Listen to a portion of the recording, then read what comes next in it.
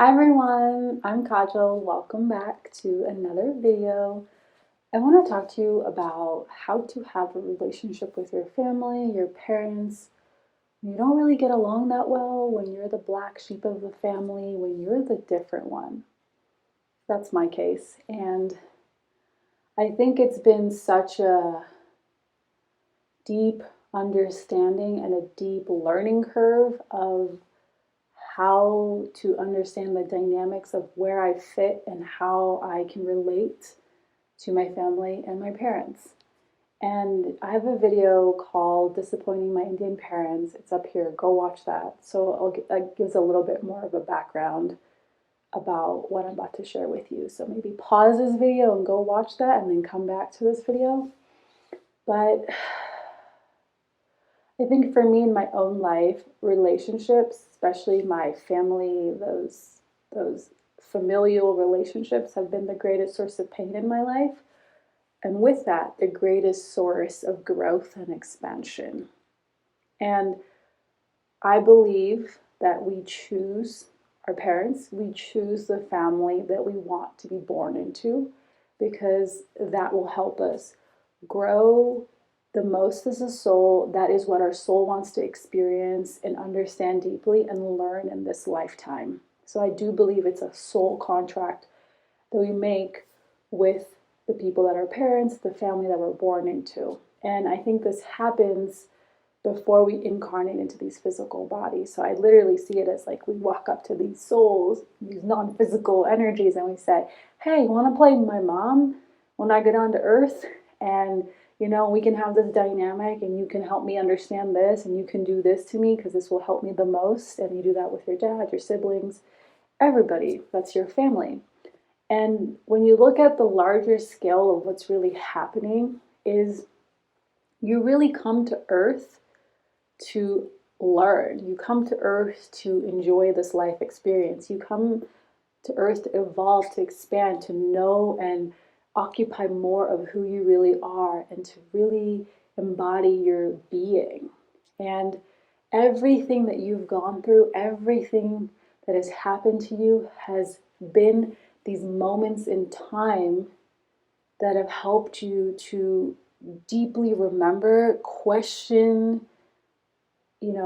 seek out answers that will help you have a deeper understanding of life, of relationships, of yourself, of what this whole entire experience that we're in is about for you. And if there's been common themes that keep coming up, that's perhaps a theme that you've decided to explore in this lifetime. And one for me particular is this theme of being different. I'm the different one. I've always been the black sheep. And for me, that has really helped me to understand that it's okay to be different. Being different is my power. And I don't have to be like everybody else. I don't have to do what everyone else is doing. I don't have to listen to what everyone expects me to do. It's okay, it is safe for me to choose myself, to be who I am, despite who agrees, who doesn't agree, who doesn't love me, who doesn't like me, who abandons me, who rejects me. Yes, those things are painful, but they're actually there to serve me, to help me choose that it's okay to be different. And then I get to be an example for the world that, hey, who you are is still loved, is still accepted, is still valuable, is still worthy, is still deserving, even though you're different. So how do we actually have a relationship when there's tension and the dynamics aren't as,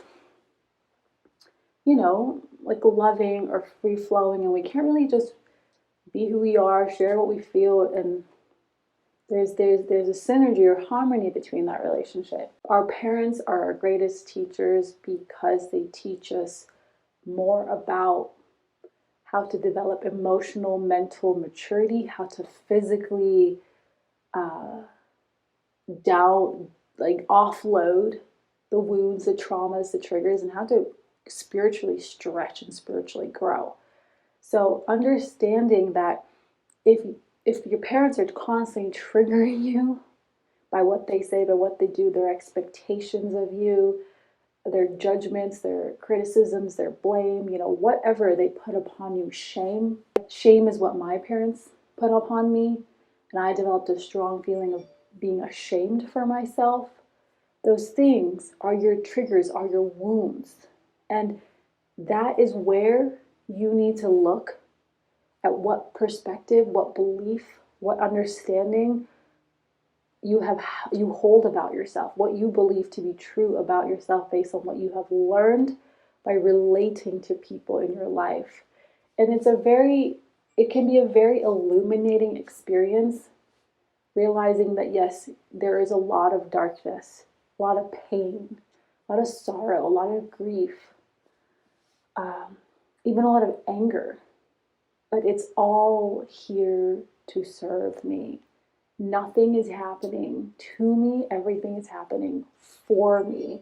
And if I develop this expanded awareness of, yes, it's shit what I've gone through. It is shit the way that people treat me. It is shit that I don't have the relationship I want to have with my parents like the way my friends do. And they're like this amazing relationship. I don't have that. It's a grief. It's a loss that we're going through. And like our inner child is grieving the loss of a parent it never had and it wants to have.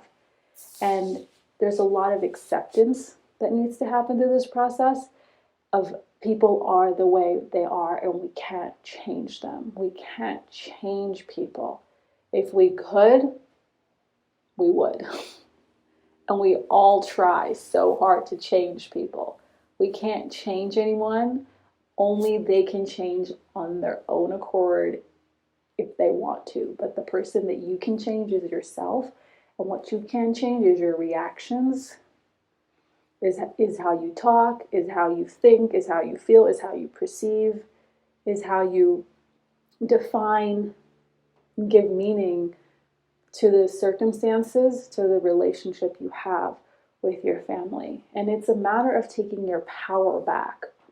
They don't have power over me. I have power over me. I can decide the dynamics of how this relationship will be. I can create boundaries that support my mental and my emotional health. I can do what's best for me. I don't owe anybody anything, and I'm not responsible for anyone's happiness.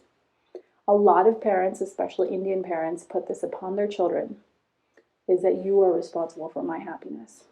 This is the reason they're so involved in your life. It's like this codependent relationship. The parent never really lets the child become independent, have their own independent identity and their own independent thoughts and their own independent perceptions and way they want to live their life. It's always this is what you should do. This is what you need to do to make me happy. And sometimes it's happening very direct and sometimes it's happening very indirect. We feed into all of this and this becomes the way we operate, and we make our choices and our decisions and what we do based on what will make them happy, not what will make us happy. And then we often form these resentful relationships with our parents. We're angry at them because we have given all of our power away to them and we're so unhappy with our lives, but we're pretending like we are. And then later in life, we create illnesses for ourselves and problems for ourselves in other ways because we really suppressed our own truth, our own identity, and our own choices and decisions of how we want to live our life. And the best thing you can do is to stand up for yourself. And speaking your truth to people who are not ready to hear the truth hurts them. And they blame you and they make it your fault, but does not mean that you shouldn't speak your truth. If speaking your truth liberates you, frees you, is an act of love, then speak your truth because it will make you feel lighter. And how they react, what they do with it is their own triggers, is their own patterns, or their own wounds that is being exposed that they need to look at, heal, release, let go of, work through. You're not responsible for what reaction, what emotional reaction happens within them when you speak your truth. It is not your responsibility to tend to and cater to somebody else, because you don't have control over them. You can't have control over how someone thinks and how someone feels. But if speaking your truth upsets somebody else, it's not your fault. It is their own stuff that is being exposed that they need to look at. And what expectations they have put upon you that you're breaking or challenging because you spoke your truth. So step one is to speak your truth and do it in a loving way, not in a conniving, manipulative, or mean way, but in a super loving way. Speak your truth from a loving way. And you know you're coming from love because you're rooted in your heart. You're in your heart. There's a tone of compassion. That's when you know you're speaking your truth from a loving space. Compassion, empathy, a tone of sincerity, a tone of gentleness, a tone of compassion, and speak your truth. And then create boundaries. What boundaries are they not allowed to cross because that is not okay with me? My mental and emotional health is important, and I'm not going to bend over backwards just to make someone else happy, because if I'm not happy, I can't make anybody else happy. Step two is create boundaries. What boundaries do I need to put in place in this relationship to support the way I want to interact? It's like you need to take the power back and decide how you want to interact and be in relationship, in relating to this person. You get to set that because you're the mature one.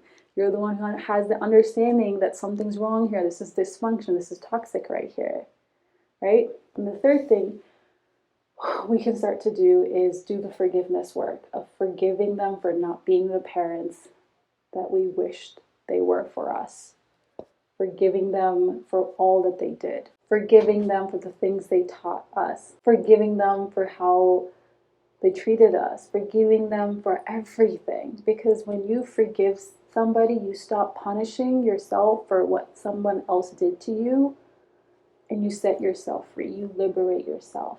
And through that forgiveness process, a lot of anger, a lot of grief, a lot of sorrow, pain might come up. And this is where you can ask for support from a therapist, a counselor, a coach, who is someone you trust to help you work through this process of untethering yourself from your family, of creating what a new normal will be for future generations to come, from doing the healing work of healing the wounds that your ancestors have carried. And now you are the brave, the courageous soul who decides to change the trajectory, that no more from me, this stops. A new normal is going to be created for me moving forward. You're not going to pass the same wounds, the same traumas, the same stories, the same paradigms and perspectives onto your children to then they pass on to their children. You're literally going to say, for with me, this stops. And that's a really, really brave thing to do. On a human level, no, it doesn't make sense, but on a spirit level, your spirit knows that this is an act of liberation and freeing yourself. So if any questions have come up for you as you've watched this video, put them in the comments below. If there's anything you want to share with me or any questions you want to ask privately with me, I have a link to email me in the description box below. And of course, always share your thoughts, your journey, your understanding, and ways that you have allowed yourself to free and untether yourself from that relationship and taking your power back to create the kind of relationship you want to have with your parents.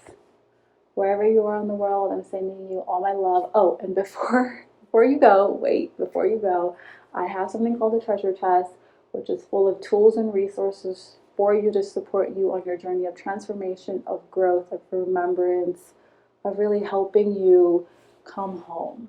And it includes 8 Soul Talk workshops on various topics, the Emotion Powered audio class, which is understanding how to navigate and understand your emotions, a journaling ebook, planting seeds journaling guide, and a meditation guide.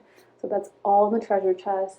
And to access that for free, my gift to you, the link is in the description box below. Again, wherever you're in the world, have a beautiful day. Sending you so much love and stay open.